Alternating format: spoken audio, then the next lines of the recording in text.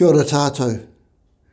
This Sunday's Gospel, we're with Jesus in Jerusalem, and he's sitting on the steps of the temple teaching the crowds, when all of a sudden they bring to him a woman caught in the very act of adultery. The Gospel reading itself it's quite calm. You know, they make the woman stand in front of everybody. But I think that woman would have come in kicking and screaming because she would know what the law said, that anyone caught in the act of adultery could be stoned to death. She would have been frightened, terrified. And this crowd is looking not only for blood, her blood, but also after Jesus as well. But Jesus is very calm in the face of the crowd as they press him.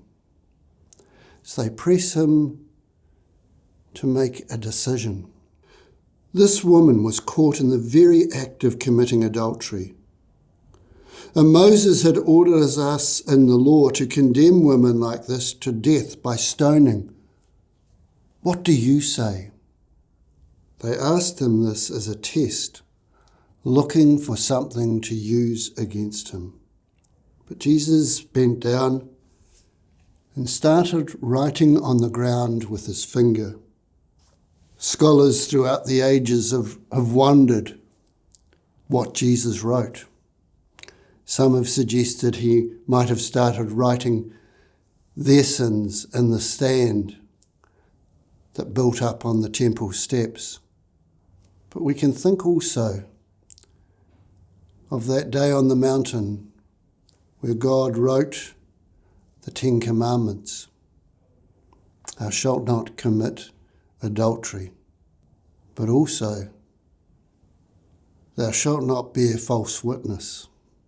But Jesus isn't going to be pressured or rushed into responding, even though they're insistent. And finally, he looks up and says, if there is any one of you who has not sinned, let that one be the first to throw a stone at her. And then he bent down and started writing again. I wonder what was going through Jesus' mind. I also wonder, did Jesus know the story of Mary and Joseph? When Mary conceived through the power of the Holy Spirit, and Joseph, rather than call the fury of the law by having Mary stoned, decided to divorce her informally. I wonder if he was thinking of his mother as this woman was brought there. And the response of those who wanted to stone the woman, one by one, silently, quietly, they walked away. And in the end, it was only Jesus and the woman still standing there. And he looks up and says to her, "Woman, where are they? Has no one condemned you?" "No one, sir," she replied. "Neither do I condemn you," said Jesus. "Go away and don't sin anymore." So where are you in the crowd? Are you someone who throws stones at people? Who condemns people by your words or actions? Or are you someone who feels they're having stones thrown at them? Condemnation, whether deserved or undeserved. But you feel under attack, threatened. It's really interesting. Jesus didn't condemn her. And he didn't condemn the crowd either. He wanted both to come to conversion, to come to that change of heart.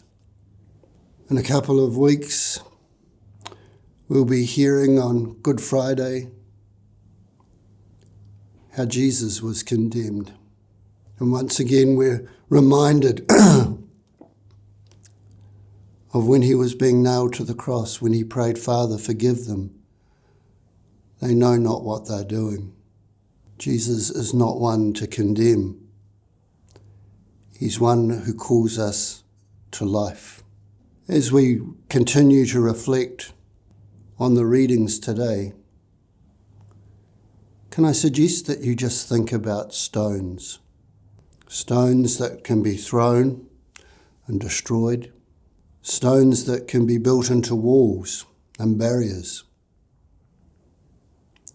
Or stones that can build bridges to the divine, to mercy, to hope, to love, and to peace. May we be builders of these things rather than people of condemnation. God bless you all.